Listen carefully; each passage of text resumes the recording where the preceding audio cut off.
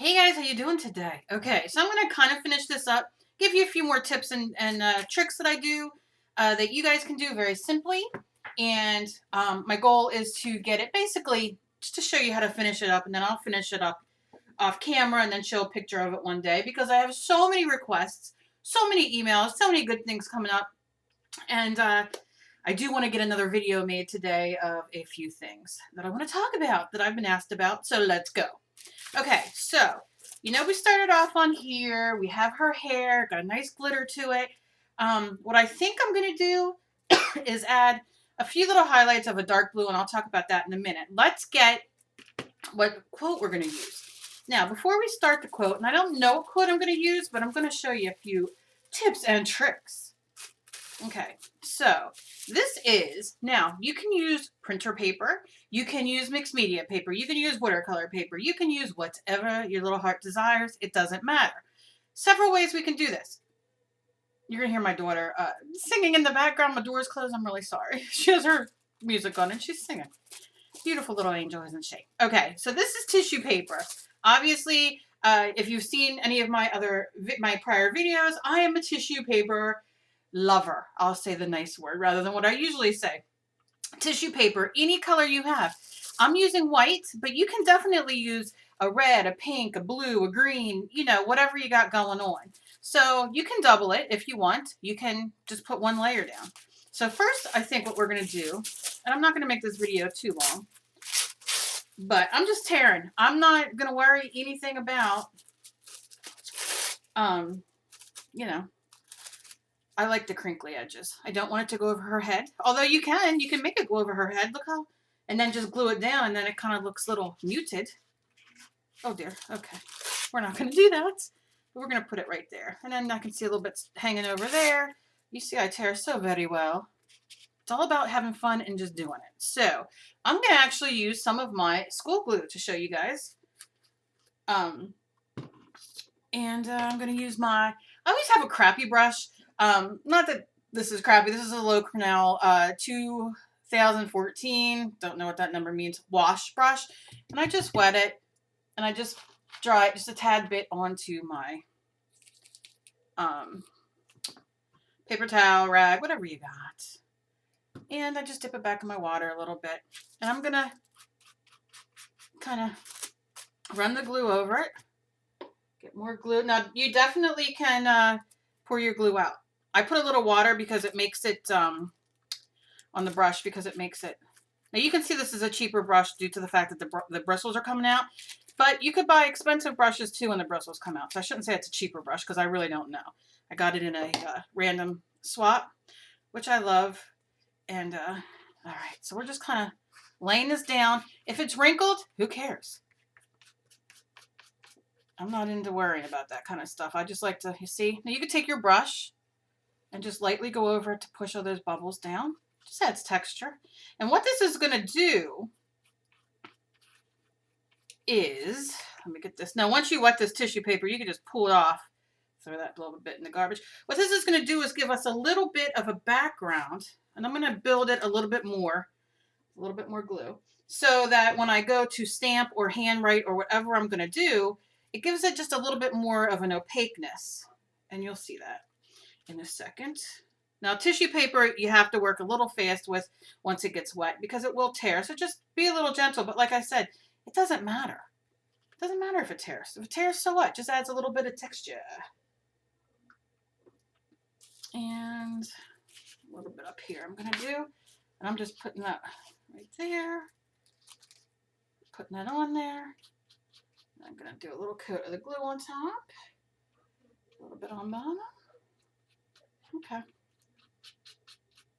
And that's kind of that with that. How you like me now? We'll talk about a few other things. Put your lid back on your glue because if you're clumsy like I am, it'll end up everywhere. It's better if you squirt a little bit down in your palette or on your work mat or on wax paper, whatever you got, because it just makes it a lot easier. Now, some people don't have stamps. Now, I'm going to put a new set of letter stamps in the giveaway that I'm going to be doing soon. These are just rubber stamps. I have tons of these different kinds. These are outlined double stamps. I have regular. You can use this. You pick the saying that you want, the quote that you want, the words that you want, whatever you want, and use a stamp pad. You can use really any kind of ink that you have. If you have a Sharpie or Bic marker, you can just mark it on the outside and stamp it on one. You can use your Stays On, Memento, you know, permanent ink pads. You can use acrylic paint. Same idea. Just squirt a little bit of it on your pad, your wax paper palette, whatever you have. Take your brush. I would take a brush. This might be a little bit too big for the letters, a little smaller, and you just dry. Don't wet your brush. Just put it on dry, run it across the letter, and then stamp. You can definitely do that, or you can handwrite it. So I'm gonna look very quickly. I have quotes written down, and I don't know. I just want a very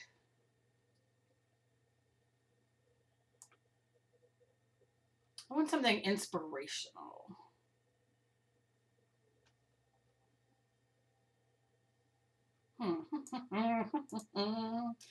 Inspiration or motivation now. All right. I think I'm going to try to be a rainbow in someone's cloud. And I like that. I don't know. I don't know. That's what I'm kind of thinking. I don't know. That was one of the ones I liked. But if I'm going to give this to somebody as a giveaway, then what would I want? You know what else one I like? Believe you can, and you're halfway there. Let me know down below. Be a rainbow in someone's cloud, or believe you can, and you're halfway there. I want it to be an inspirational one. I love the colors. Let me know what you guys think, and then I will do it then. But let me show you. Let me put this away for 1 second. And where'd my paper go? Here's my paper. Let me show you. I'll do it on here. All right. So let's pretend like this is our canvas. And I'm going to do a little bit of gluing on here and just show you something really quick. I'm going to dampen off, wet my brush and wipe it off so it's just damp. I'm going to take my school glue again, give it a little shake sometimes. Now this is Elmer's brand. It's the only brand I use. Dollar Store and all them I have not experienced, but a lot of people do not like them. They say they smell. They say they don't work. So that's all I can tell you about that. If you've had great experience and great, so you can see the bristles coming off. If you've had great luck with store brands, I say go for it. I use a coupon, so it's not, you know, I mean, even though it's not that expensive, but look, if I can save money, I will. All right, so this is what I'm doing. I'm just kind of layering this down, and then I'm going to stamp and use the ink. You see how you lay it down. It's very easy, very forgiving, and you just kind of lay a little bit more glue down. And the water helps it spread so much easier. It still will glue it. You know, you're just adding a little bit of water for movability. All right. So that's what we're going to do with that.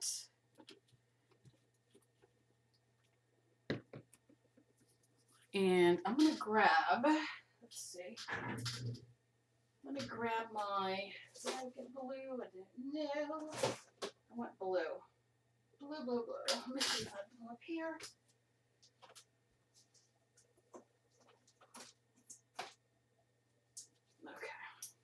Now this is Folk Art Visual Texture Paint. I have tons of this. This is ultramarine blue.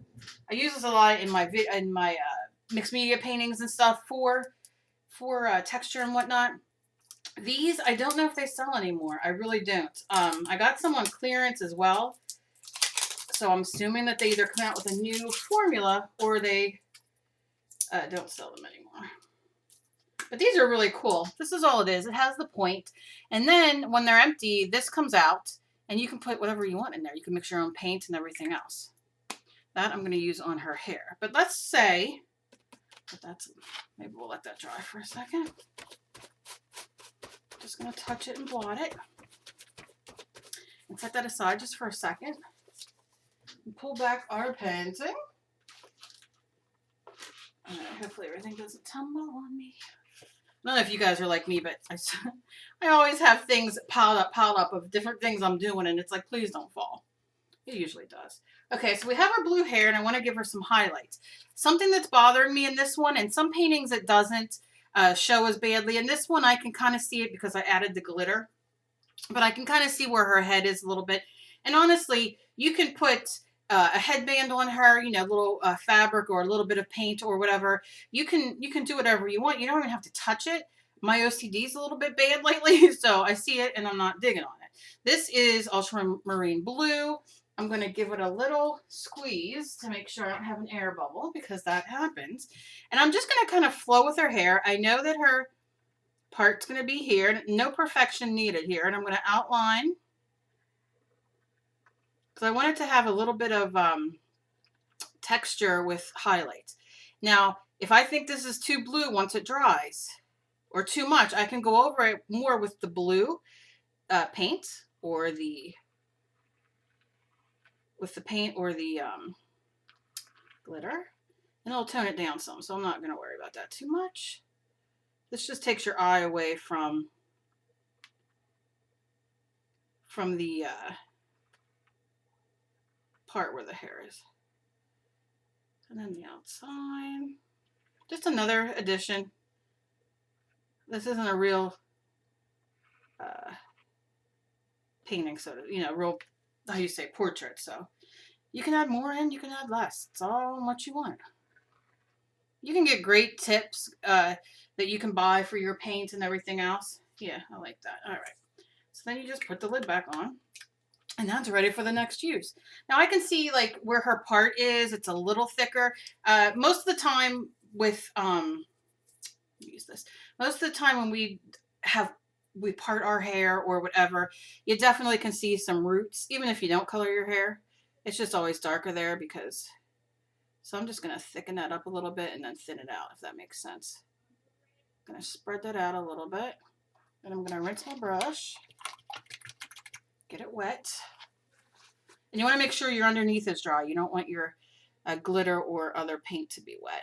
And I'm just going in and taking it off with a flat brush. Any brush you can use. You can use a Q-tip. It's whatever you want. And then I just keep wiping my brush off on a paper towel or your paint rag, whatever you got. And see how easy. Don't put your arm in the hair like I just did. And then walk around.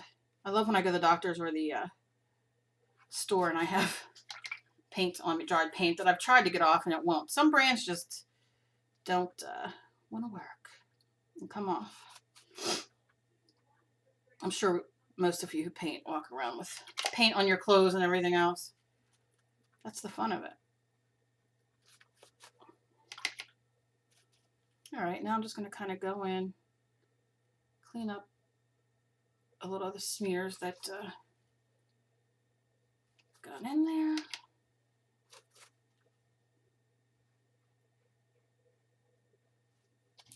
And don't worry, while it's wet, you just wet your brush, dry your brush, just so it's damp so you don't make it run, and you can just clean it off.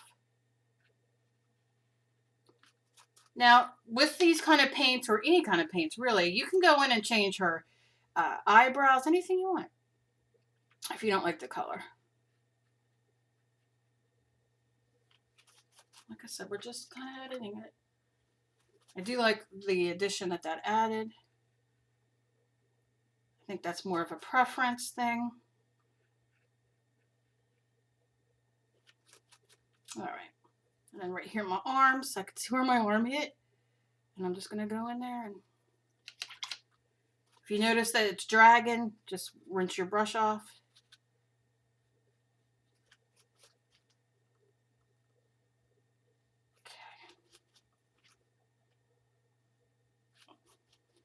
Very, very happy with that. I could sit here all day and pick. It's like drawing glue. I'm picking it off. I don't know why that appeals to me, but it does. Okay, get this right here. Sometimes you have to go over it again with a clean brush to get that watered down. Okay, put the brush away, Kelly. Put the brush away. And that added, like I said, just some details. And you don't have to be, you can just do it like an outline sketch. You know what I mean? It doesn't have to be fantastic. I love how she's a little evil looking. Yeah. Okay. Let's set that there to dry. And get back to this very quickly. Okay, it's still a little wet, of course. It's so cold, snowy here. It's snowy and damp and cold, but that's okay. So here's what we're going to do.